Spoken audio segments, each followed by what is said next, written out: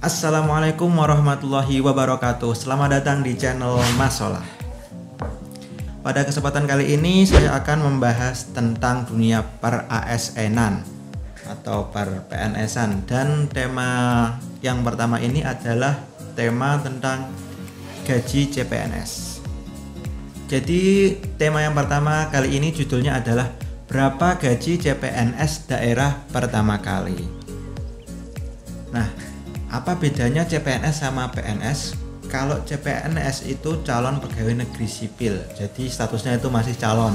Kalau dalam dunia perusahaan itu ibaratnya masih kontrak atau belum 100%. Jadi gaji yang didapat juga tidak 100%. Untuk detailnya akan saya bahas di video ini. Terus apa bedanya antara CPNS daerah dan CPNS yang lain-lain? Jadi CPNS itu ada banyak. Cuma untuk singkatnya, misalkan ya CPNS kementerian itu aturan pemberian gajinya besarannya itu yang mengatur ya kementerian. Tapi kalau daerah itu bisa kabupaten, provinsi, itu yang mengatur di bawah Kementerian Dalam Negeri atau Kemendagri. Jadi semua besarannya itu diatur di sana. Nah, gaji CPNS itu dibagi menjadi dua, yaitu yang pertama gaji pokok dan yang kedua TPP atau tambahan penghasilan pegawai. Bedanya apa? Kalau gaji pokok itu gajinya dibayarkan setiap tanggal 1 setiap bulannya, dan besarannya itu sudah diatur di PP nomor 7 tahun 1977. Kemudian dilengkapi atau direvisi di peraturan yang baru, yaitu PP nomor 15 tahun 2019. Sebenarnya kalau semuanya pengen melihat bisa melihat di peraturan itu secara detailnya. Cuma video ini itu secara ringkasnya saja. Kemudian kalau TPP itu sifatnya tambahan penghasilan pegawai. Jadi kalau misalkan di kementerian itu istilahnya tamsil ya, tambahan penghasilan ya, atau kalau di sini perbaikan penghasilan seperti itu. Nah, bedanya untuk TPP mungkin nanti akan dijelaskan di video lainnya. Kalau gaji pokok itu biasanya kan sama ya di setiap daerah itu. Kalau CPNS itu sama semua. Nah, yang membedakan itu biasanya di TPP-nya. Kalau TPP itu besarannya itu bisa sama dengan gaji, bisa di atasnya, bahkan bisa 2 kali lipat. Itu tergantung jabatannya apa, terus golongan berapa, dan pokoknya jabatan fungsional apa, pokoknya sudah ada aturannya sendiri itu di Kemendagri 061/5449 tahun 2019. Cuma di sini saya akan bahasnya yang gaji pokok dulu ya. Jadi gaji pokok CPNS itu terdiri dari 5 komponen. Yang pertama ya gaji pokok itu sendiri, terus tunjangan istri atau suami, tunjangan anak, tunjangan fungsional umum, dan tunjangan beras. Saya akan membahasnya satu persatu ya. Kalau gaji pokok ini, saya lupa, ini maksudnya CPNS daerah ini yang saya bahas adalah yang lulusan S1 atau golongan 3A. Kalau mungkin lulusan D3, lulusan SMA kan juga ada ya. Tapi biasanya Kemenkumham ya, kalau di tingkat daerah jarang kalau yang pakai yang SMA biasanya Kemenkumham, penjaga sipir atau dan lain-lain sebagainya. Tapi kalau yang golongan 3A atau lulusan S1 itu masuknya ke golongan 3A. Gaji pokoknya kalau 100% itu kalau sudah PNS itu adalah 2.579.400. Jadi kayak UMR pada umumnya lah kalau PNS itu. Tapi kalau statusnya masih CPNS atau calon, itu yang golongan 3 itu mendapat 80% dari angka ini, yaitu 2.063.520. Di sini dijelaskan pada PP nomor 15 tahun 2019. Kalau mau lihat detail bisa lihat peraturan ini. Nah, kadang itu kayak kemarin ada beritanya banyak P3K yang mengundurkan diri karena tak tahu ternyata gajinya itu kecil. Padahal yang dilihat itu gaji pokoknya saja, tunjangannya itu nggak dilihat. Jadi kiranya gajinya kok cuma 2 juta, padahal misalkan sebelum itu dia kerja di perusahaan itu gajinya sudah 3 atau ke atas gitu. Karena nggak tahu kalau ada tunjangannya, tahunya ini. Nah, ini gaji pokoknya ya, gaji pokok saja. Terus di gaji CPNS itu selain gaji pokok akan mendapatkan tunjangan istri atau tunjangan suami bagi yang sudah menikah. Tunjangan yang didapat itu 5% dari gaji pokok CPNS, dan yang mendapatkan itu diri sendiri plus pasangannya. Kalau misal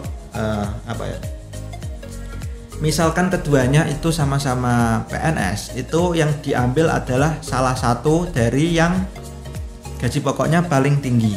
Jadi seperti itu kalau CPNS ya. Cuma kita kan bahasnya masih CPNS.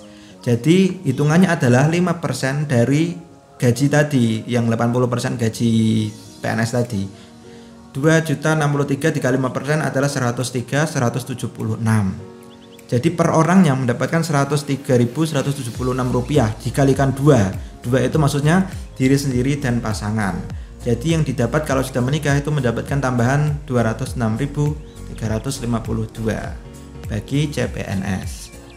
Selanjutnya yang melekat adalah tunjangan anak.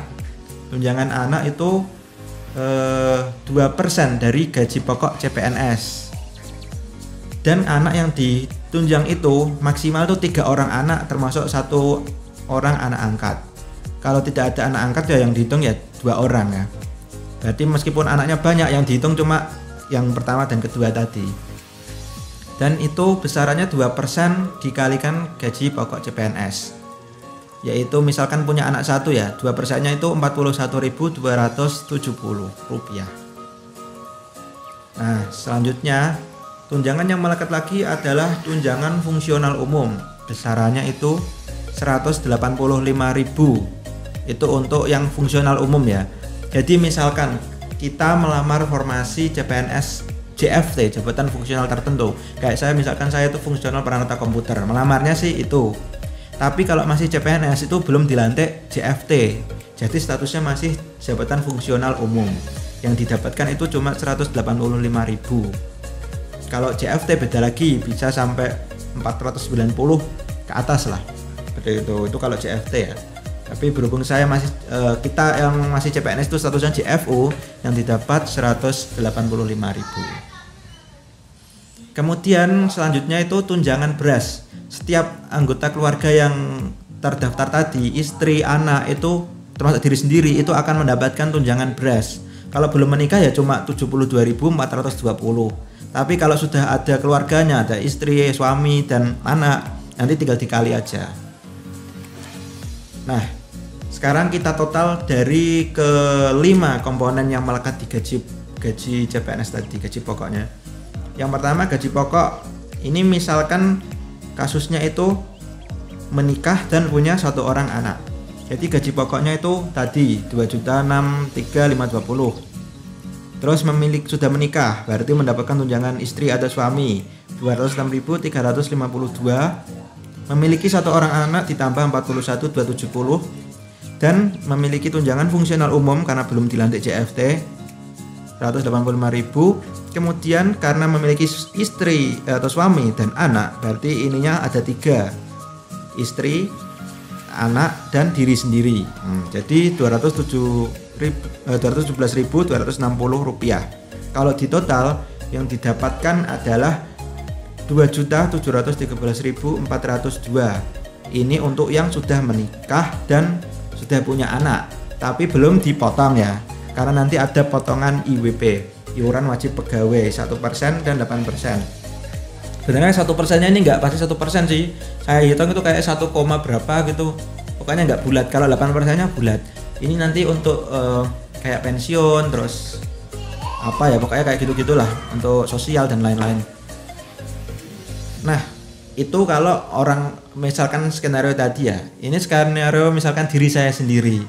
Jadi yang saya dapatkan karena saya sudah menikah tapi belum punya anak, yang didapatkan di saya sendiri itu gaji pokok nominalnya sama karena 3A, memiliki istri 206.352 dan diri sendiri. Anak ini saya 0 karena belum ada, fungsional karena belum dilantik, terus tunjangan beras karena yang mendapat diri sendiri dan istri 144.840. Nah yang saya dapatkan itu secara total kalau belum termasuk potongan itu 2.599.712. Jadi 2,5, tapi belum dipotong iuran wajib pegawai. Nah kalau sudah dipotong itu 1%-nya itu kok 24.549, saya nggak tahu pastinya gimana, tapi intinya total potongannya itu segini, 24.500-an, dan dipotong lagi 181.590 yang IWP 8%-nya. Jadi bersih yang saya dapatkan itu 2.393.573. Itu gaji pokok untuk CPNS saat pertama kali.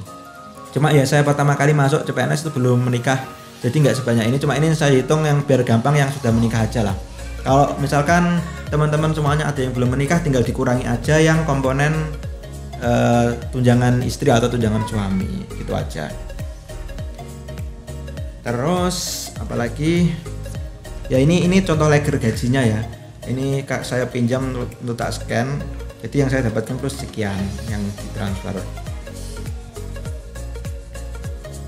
Oke, jadi gaji CPNS itu mungkin kata orang itu profesi yang diidam-idamkan, tapi gaji pokoknya itu ya segitu aja, 2,5 untuk pertama kali. Ya itu karena kalau orang itu tahunya gaji pokoknya, tapi sebenarnya kan yang paling besar itu di TPP-nya. TPP itu masing-masing orang berbeda.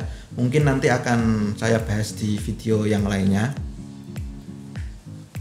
Ya intinya kalau mau bekerja ya sebagai CPNS atau PNS atau abdi negara, ya nggak usah lihat nominalnya ya. Yang penting kita bekerja saja, mengabdi saja, bekerja dengan baik. Soal gaji itu nanti akan mengikuti lah, akan naik sendirinya lah. Gaji yang didapatkan itu sejalan dengan apa yang kita lakukan, berat tanggung jawabnya juga sama. Jadi yang kayak TPP, misalkan tunjangan yang paling besar itu di Kementerian Keuangan, karena tanggung jawabnya itu besar. Jadi megang uang, tanggung jawabnya besar, makanya bobotnya itu tinggi, sehingga tunjangannya pun kalau yang pimpinan-pimpinan itu bisa sampai puluhan itu kalau tunjangannya. Cuma kan di sini kasusnya adalah di daerah. Jadi yang saya bahas untuk CPNS di daerah. Oke, cukup sekian untuk video kali ini.